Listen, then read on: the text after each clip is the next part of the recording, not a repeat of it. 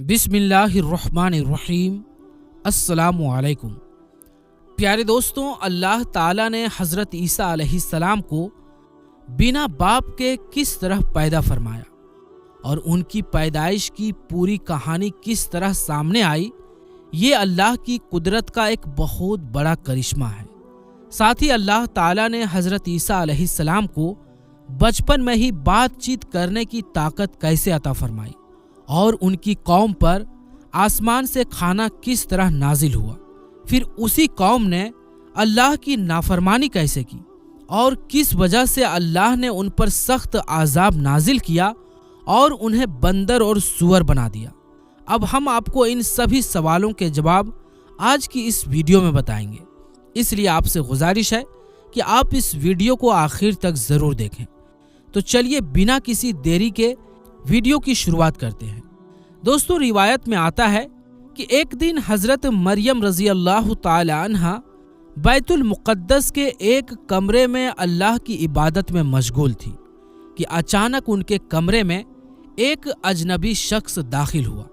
वो शख्स कोई और नहीं बल्कि हज़रत जिब्राइल अलैहिस्सलाम थे, जो इंसानी शक्ल में हज़रत मरियम रज़ी अल्लाह ताला अन्हा के पास आए थे।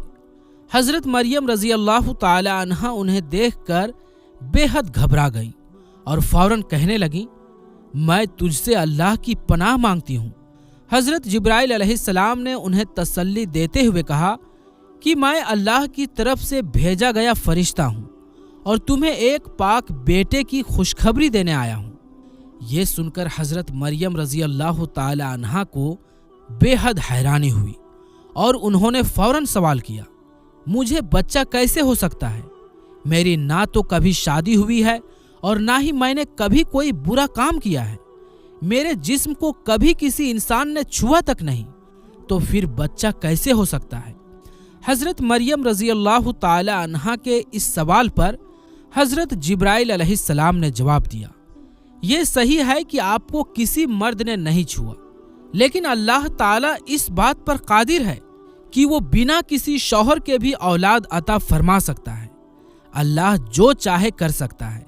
ये बच्चा तुम्हारे लिए और पूरी दुनिया के लिए अल्लाह की कुदरत का एक बड़ा मौजिज़ा होगा।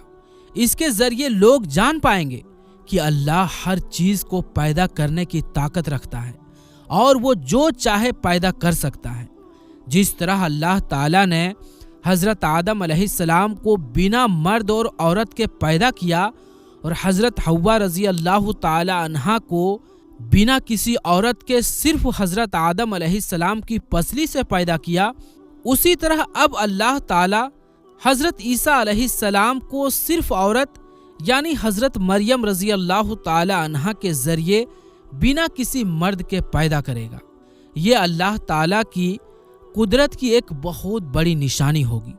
इसके बाद हज़रत जिब्राइल अलैहिस्सलाम ने कुछ पढ़ा और हज़रत मरियम रज़ी अल्लाह ताला अन्हा पर फूंक मारी, जिससे उनको हमल ठहर गया। जैसे जैसे बच्चे की पैदाइश का वक्त करीब आया, हज़रत मरियम रज़ी अल्लाह ताला अन्हा की फ़िक्र बढ़ती गई।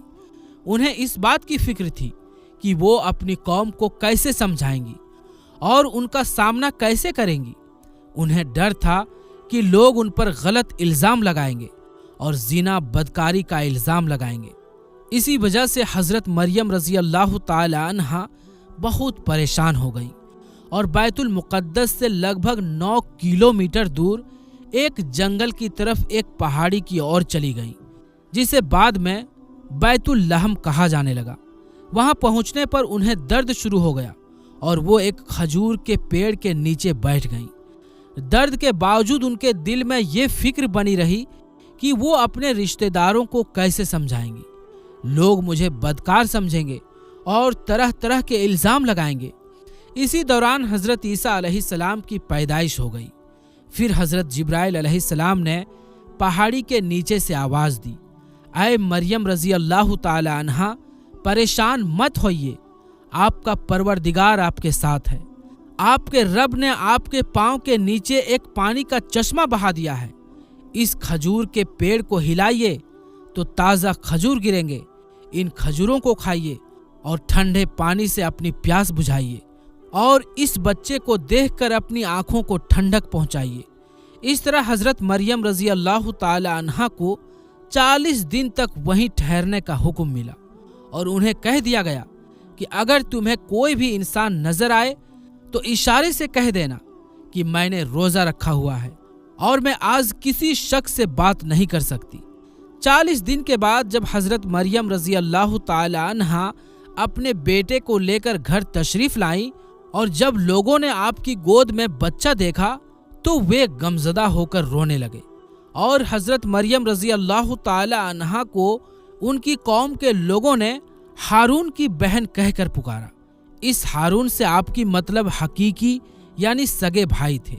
یہ ہارون تقوی اور پرہیزگاری میں بنی اسرائیل کے ایک ہارون نامی شخص سے ملتے جھلتے تھے، اس لیے لوگوں نے آپ کو ہارون کی بہن کہا۔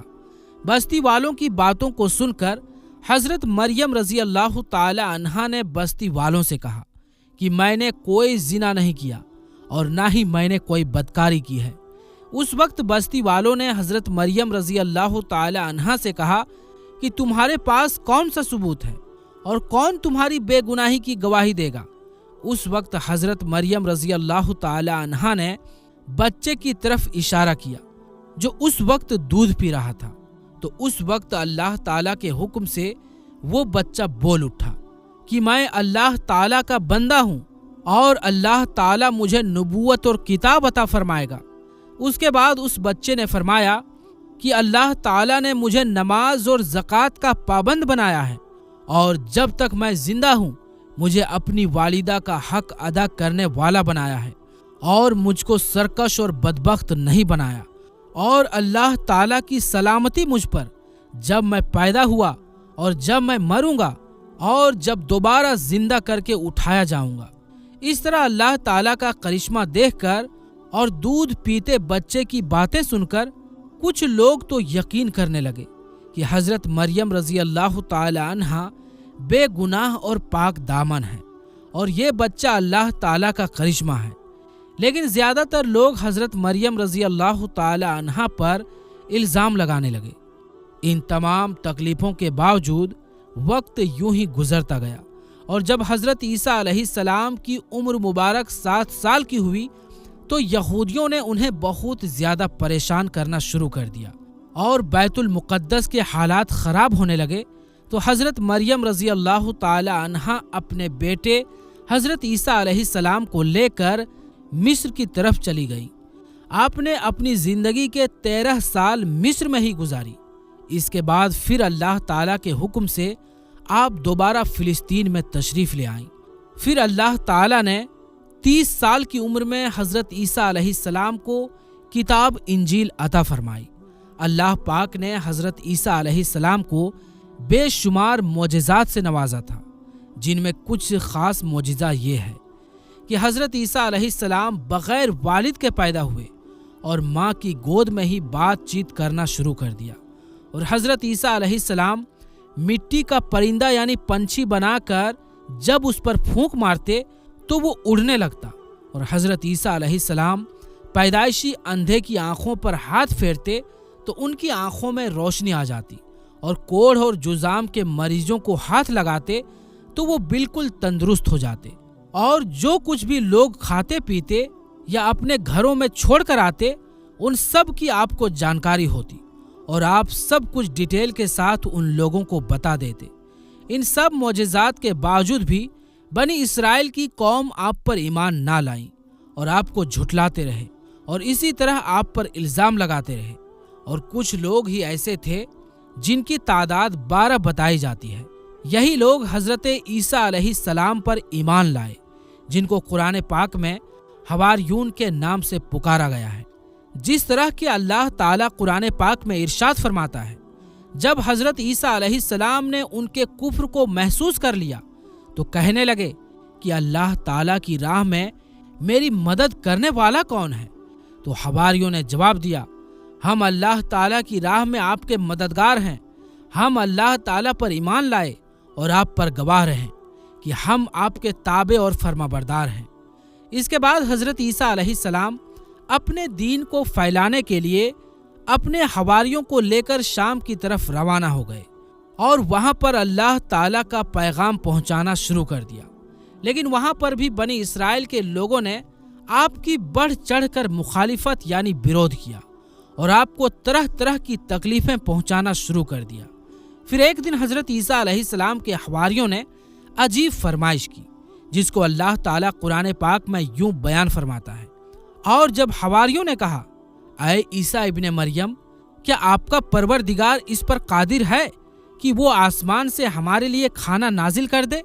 تو حضرت عیسیٰ علیہ السلام نے کہا کہ اگر تم اللہ پر ایمان رکھتے ہو تو اللہ سے ڈرو۔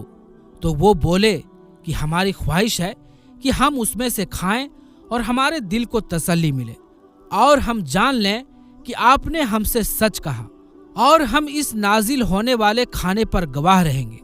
حضرت عیسیٰ علیہ السلام نے اللہ تعالیٰ کی بارگاہ میں دعا کی، اے ہمارے پروردگار، ہم پر آسمان سے دسترخوان عطا فرما کہ وہ دن ہمارے لیے عید کا دن ہو، ہمارے اگلوں اور ہمارے پچھلوں کے لیے، اور وہ تیری طرف سے نشانی ہو، اور ہمیں رزق عطا فرما، بے شک تیری ذات بہتر رزق عطا فرمانے والا ہے۔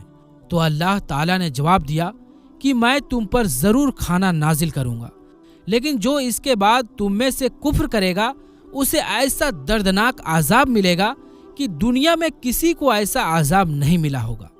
حضرت عمار بن یاسر رضی اللہ تعالی عنہ سے روایت ہے کہ حضور پاک صلی اللہ تعالی علیہ وآلہ وسلم نے ارشاد فرمایا، آسمان سے دسترخوان اترا جس میں روٹی اور گوشت تھا۔ انہیں حکم دیا گیا کہ دھوکہ مت کرنا اور نہ ہی کل کے لیے بچا کر رکھنا، لیکن ان لوگوں نے دھوکہ کیا اور اس کھانے کو کل کے لیے بچا کر رکھ لیا۔ اس نافرمانی پر اللہ تعالیٰ نے ان پر دردناک عذاب نازل کیا اور انہیں بندر اور سور بنا دیا۔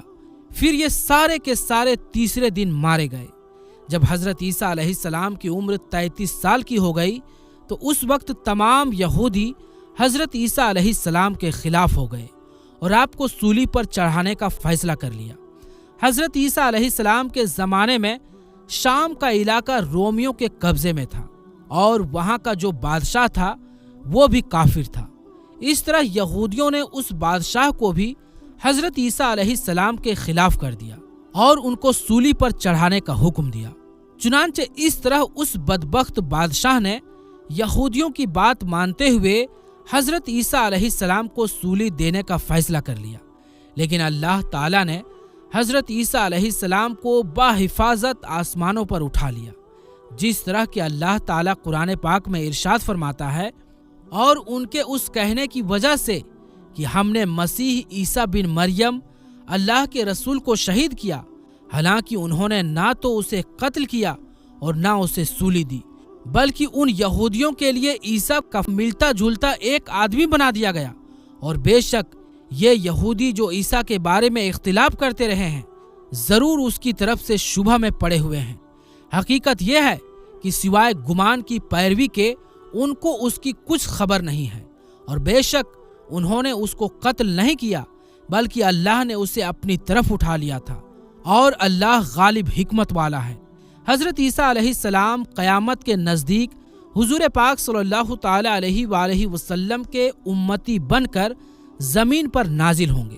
حضرت عیسیٰ علیہ السلام ہی وہ نبی ہیں جن کا ذکر قرآن پاک میں سب سے زیادہ بار آیا ہے، اور آپ ہی بنی اسرائیل کے آخری نبی تھے، اور حضرت عیسیٰ علیہ السلام نے ہی بنی اسرائیل والوں کو نبی آخر الزماں حضرت محمد مصطفیٰ صلی اللہ علیہ وسلم کے آنے کی خوشخبری دی تھی، جس کو قرآن پاک میں اللہ تعالیٰ اس طرح بیان فرماتا ہے، اور جب حضرت عیسیٰ ابن مریم نے کہا کہ اے بنی اسرائیل والوں، میں تمہارے پاس اللہ کا بھیجا ہوا آیا ہوں اور ایک پیغمبر کہ جو میرے بعد آئیں گے، جن کا نام احمد ہوگا، خوشخبری دیتا ہوں۔